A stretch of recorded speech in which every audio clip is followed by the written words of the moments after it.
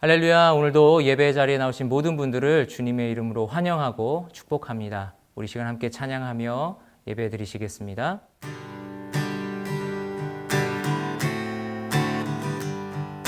주의 친절한 팔에 안기세 우리 마음이 평안하리니 항상 기쁘고 복이 되겠네.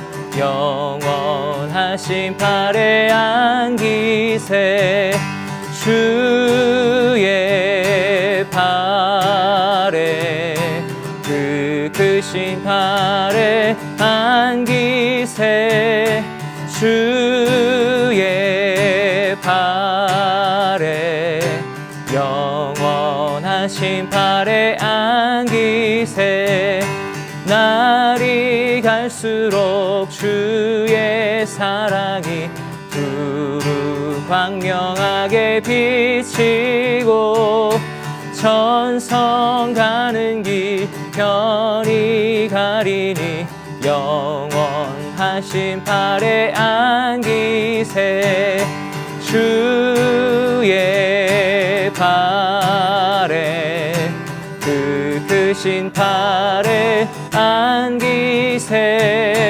주의 팔에 영원하신 팔에 안기세 주의 보좌로 나아갈 때에 기뻐 찬미 소리 외치고 겁과 두려움 없어지리니 영원하신 팔에 안기세 주의 팔에 그 크신 팔에 안기세 주의 팔에 영원하신 팔에 안기세 주의 팔에 주의 팔에 그 크신 팔에 안기세 주의 팔에 영원하신 팔에 안기세 영원하신 팔에 안기세 영원하신 팔에 안기세 아멘. 자네는 그분과 화해하고 마음을 편히 하게. 그러면 자네에게 좋은 일이 올 것이네. 부탁하는데 그분의 입에서 나오는 가르침을 받아들이고 그분의 말씀을 자네 마음에 차곡차곡 쌓아두게. 자네가 전능하신 분께 돌아가고 죄악을 자네 장막에서 치우면 다시 회복될 걸세. 황금을 티끌 위에 버리고 오빌의 금을 시내의 자갈들 위에 버리게. 그리하면 전능하신 분이 자네 보물이 되고 자네에게 귀한 은이 될 것이네. 그러면 자네는 전능하신 분 안에서 기쁨을 찾게 되고 자네 얼굴을 하나님께로 들게 될 걸세. 자네가 그분께 기도할 것이고 그분이 자네 말을 들으실 걸세. 그리고 자네는 그 소원한 것을 지키게 될 걸세. 또한 마음 먹는 일이 이루어질 것이고 자네의 길에 빛이 비출 걸세. 사람이 낮춰질 때 내가 높여지게 되리라고 하지 않는가. 그분은 겸손한 사람을 구원하신다네. 그분은 죄 없는 사람을 풀어주시니 자네 손이 깨끗하다면 풀려날 걸세. 할렐루야. 말씀으로 새로운 하루를 시작하시는 사랑하는 여러분, 주님의 이름으로 환영하고 축복합니다. 저를 따라해 보시겠습니다. 기도하면 행복합니다. 진정한 위로가 결여된 교훈이라는 제목으로 하나님 말씀 전합니다. 방금 읽은 본문의 내용이 무엇입니까? 욥기 22장, 23장, 24장은 욥과 엘리바스의 세 번째 논쟁입니다. 엘리바스가 먼저 이야기를 시작하는데요. 이것이 욥기 22장의 내용입니다. 거듭되는 대화와 그 논쟁에도 불구하고 좀처럼 서로의 간극은 좁혀지지 않습니다. 여전히 엘리바스는 인과응보라는 그 전제를 앞세우며 욥에게 자신의 잘못에 대한 인정과 회개를 촉구합니다. 욥도 참 괴로웠을 것 같습니다. 자신의 상황과 처지를 깊이 이해해 주지 못하는 친구들에 대한 야속함도 있었겠지만 몇 날 며칠을 함께 하면서 최선을 다해서 조언을 쏟아놓는 친구들의 말을 들어줄 수 없는 그 현실이 더 큰 괴로움일 수 있겠다 싶은 겁니다. 내용은 차치하더라도 그 애쓰는 모습에 웬만하면 그래 너희들이 하라는 대로 한번 해볼게, 고맙다 친구야 라고 할 법도 한데 그럴 수 없는 욥의 마음이 더 큰 부담이지 않았을까 생각해 봅니다.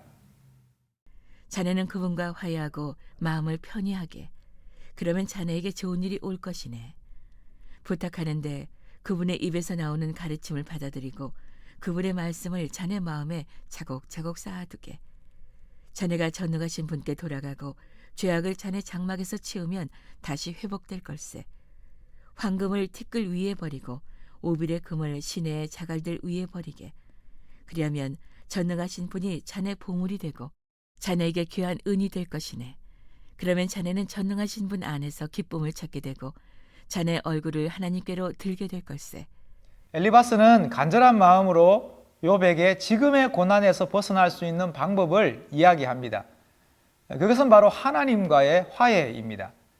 모든 변화와 회복의 출발은 하나님이라는 뜻이죠. 즉 예배가 먼저이고 기도가 우선이다 하는 의미입니다. 그러면 하나님의 복이 다시 욥에게 임할 것이다 강조합니다. 하나님의 교훈에 귀 기울이고 하나님의 말씀을 마음에 새기며 간직하라 간곡히 당부합니다. 즉 시 1편의 고백처럼 오직 여호와 율법을 즐거워하여 그 율법을 주야로 묵상하는 자가 되라는 뜻이며, 그리하면 시냇가에 심은 나무처럼 모든 일에 형통하리라 언급하는 것이죠. 우리가 너무 잘 알고 절겨 묵상하고 암송하는 말씀입니다. 그러니까 어찌 아니다 할 수 있겠습니까? 이처럼 엘리바스는 돌이킴의 절차를 하나하나 열거하며 안내합니다. 무엇을 추구하고 무엇을 버려야 할지 제시하죠. 악인의 꾀를 따르지 아니하고 죄인들의 길에 서지 아니하며 오만한 자의 자리에 앉지 아니하듯 욥의 장막에서 죄악을 제거하라 강권합니다. 또한 재물에 대한 집착과 욕망을 내려놓으라 제안합니다. 그야말로 시 1편 말씀의 판박이입니다. 무엇보다 하나님 자신이 우리의 소중한 보물과 은금이 되어주실 거야 격려합니다. 이를 통해서 욥이 잃었던 진정한 기쁨과 영광을 다시 회복하게 될 것이다 약속하고 있는 것이죠. 그런데 이 좋은 말씀과 귀한 약속을 듣는데 하나도 위로가 되지 않는 건 무엇 때문일까요? 저는 엘리바스의 주장을 들으면서 마치 그의 하나님은 하늘 저 위에만 있는 것 같다는 생각을 지울 수 없습니다. 인과율의 천교한 법칙에 따라서 세상을 창조하시고 이를 따라서 한치의 오차도 없이 굴러가게 하신 것이죠. 그러니 우리의 삶에는 권선징악의 원칙만 있을 뿐 경계를 뛰어넘는 하나님의 그 뜨거운 사랑의 손길은 경험할 수 없습니다. 이를 신학에서는 이신론이라고 합니다. 그 대표적인 종교가 이슬람입니다. 신이 세상에 질서를 부여하고 오직 그 질서대로만 돌아갈 뿐 어떠한 관심도 관여도 하지 않는다는 것이죠. 하지만 욥이 알고 있는 하나님은 어떤 하나님입니까? 돌아온 탕자를 온몸으로 끌어안으시듯 관습도 최면도 원칙도 경계도 뛰어넘으시는 분이십니다. 하나님께서 인간의 몸을 입고 이 땅에 오셨다는 그 자체가 원칙 파괴 아닌가요? 우리를 위해서 하나님의 아들이 십자가에 친히 달리셨다는 것 자체가 모든 인과율을 뛰어넘는, 넘어서는 것이죠. 여기에 놀라운 구원의 길이 있는 것입니다. 어느 시인이 스님도 수녀도 목사도 종교도 어머니라는 이름 앞에 와르르 무너집니다 노래했던 것처럼 하나님의 사랑 앞에서 종교도 철학도 사상도 원칙도 와르르 허물어지고 마는 것이죠. 그래서 우리는 오직 하나님의 은혜로 살아가는 것입니다. 한국인 최초로 노벨 문학상 후보에 오른 인물이 김은국 작가입니다. 그의 대표적인 작품이 순교자인데요. 소설은 출간 당시 한국교회에 엄청난 반향을 불러일으키기도 했습니다. 순교자는 한국전쟁을 배경으로 합니다. 북한군에 의해서 배교를 강요당한 14명의 목사들에 관한 이야기가 소설의 중심을 이룹니다. 배교의 모진 위협과 고문 끝에 12명의 목사는 마침내 순교했고, 살아남은 사람은 배교자로 낙인 찍혀 철저히 외면 가운데 살아갑니다. 유엔군은 공산주의의 위험성을 알리려는 선전을 목적으로 사건의 내막을 면밀히 조사합니다. 그런 가운데 소설은 조금씩 진실을 향해 나아가는데요. 드러난 사실은 14명의 목사들 가운데 살아남은 신목사를 제외하고 모두가 자신들의 신앙을 부인하고 개걸스럽게 살려달라고 부르짖으며 하나씩 죽어갔다는 것입니다. 하지만 신목사는 이 사실을 오직 자신의 가슴에 묻어두고 가론 유다의 오명을 감수합니다. 배교와 순교의 그 숨막히는 진실 공방 속에서 신목사는 배반자는 바로 나였소 라고 사람들 앞에 고백합니다. 이를 통해서 과연 그가 지키려고 한 것은 무엇일까요? 그러면서 그는 이런 말을 합니다. 희망이 없을 때 인간은 동물이 되고 약속이 없을 때 인간은 야만이 된다고. 어쩌면 소설은 사실보다 진실보다 연약한 인생을 온몸으로 끌어안는 사랑이 더 큰 울림이라 강조하는 것이 아닐까요? 자네가 그분께 기도할 것이고 그분이 자네 말을 들으실 걸세. 그리고 자네는 그 서원한 것을 지키게 될 걸세. 또한 마음먹는 일이 이루어질 것이고 자네의 길에 빛이 비출 걸세. 사람이 낮춰질 때 내가 높여지게 되리라고 하지 않는가. 그분은 겸손한 사람을 구원하신다네. 그분은 죄 없는 사람을 풀어주시니 자네 손이 깨끗하다면 풀려날 걸세. 이어지는 말씀이 무엇입니까? 엘리바스는 하나님께 기도하라 욥에게 권면합니다.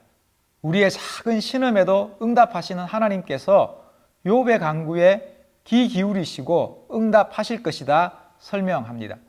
또한 하나님 앞에서 스스로를 낮추는 사람이 되어야 한다 당부합니다. 왜냐하면 하나님은 겸손한 사람을 높이시고 구원하시기 때문입니다. 이처럼 하나님이 원하시고 기뻐하시는 모습을 하나하나 갖추어 간다면 마침내 여호와의 구원을 경험하게 될 것이다 조언합니다.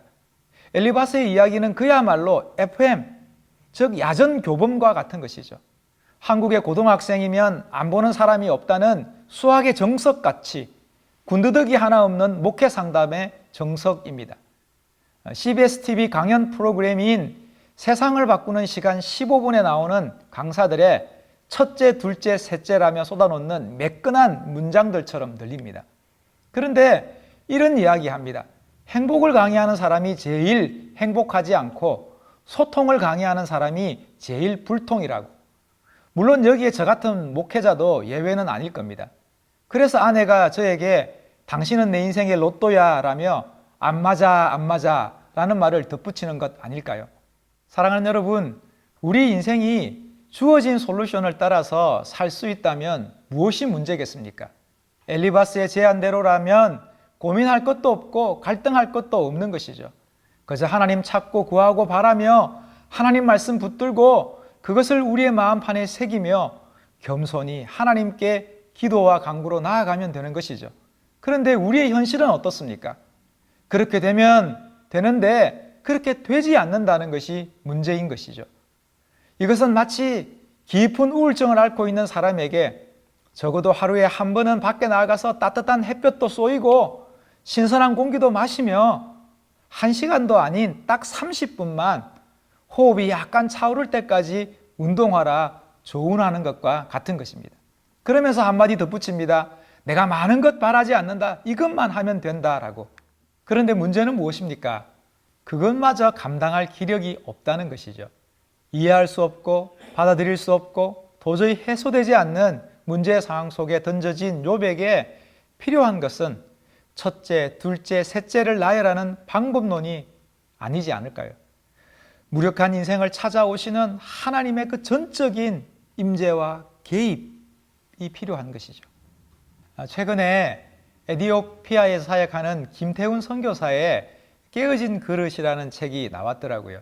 서울의대를 나와서 외과 전문의로 근무하던 그는 하나님의 부르심을 받고 지난 2013년 온 가족과 함께 아프리카로 날아갑니다. 선교 사역을 시작한 지 1년 3개월이 지난 어느 날 몸에 불편함이 느껴져서 몇 가지 검사를 해보았답니다. 결과는 파킨슨병이라는 진단을 받은 것이죠. 아직은 원인도 알 수 없고 별다른 치료제도 없는 병이다 보니 더욱 마음이 힘들었답니다.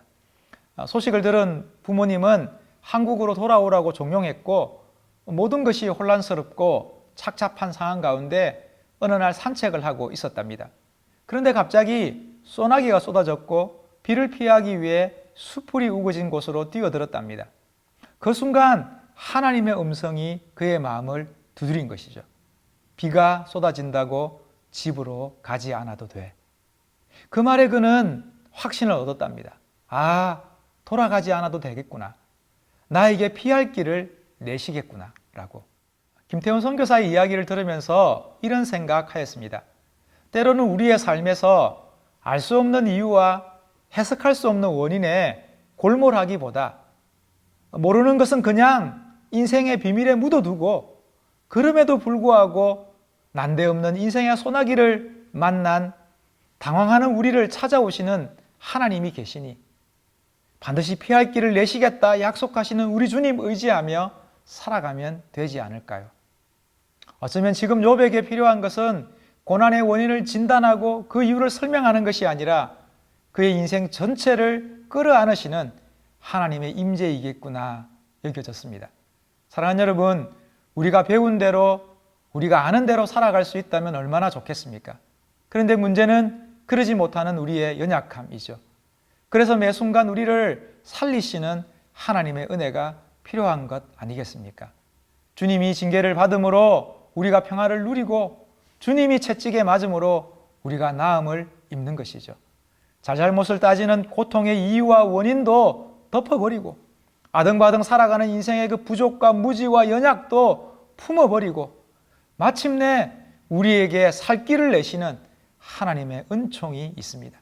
그러니 사랑하는 여러분, 오늘 하루도 하나님의 은혜를 사모하며 우리 주님의 구원을 갈망하며 살아가시는 저와 여러분 될 수 있기를 주님의 이름으로 축복합니다. 저를 따라해 보시겠습니다. 비가 쏟아진다고 집으로 가지 않아도 돼. 기도하시겠습니다. 하나님 아버지, 때로는 우리의 삶 속에 숱한 고민들과 숱한 갈등들이 있지만 그것들을 모두 다 이해하고 받아들이지 못할 때 있습니다. 하지만 그럼에도 불구하고 우리 인생을 향하신 하나님의 그 선하심 기억하고 우리 인생을 향한 하나님의 그 온전하심 갈망하며 믿음으로 살아가는 거룩한 인생 될 수 있도록 주의 은총 베풀어 주시옵소서. 예수님의 이름으로 기도합니다. 아멘.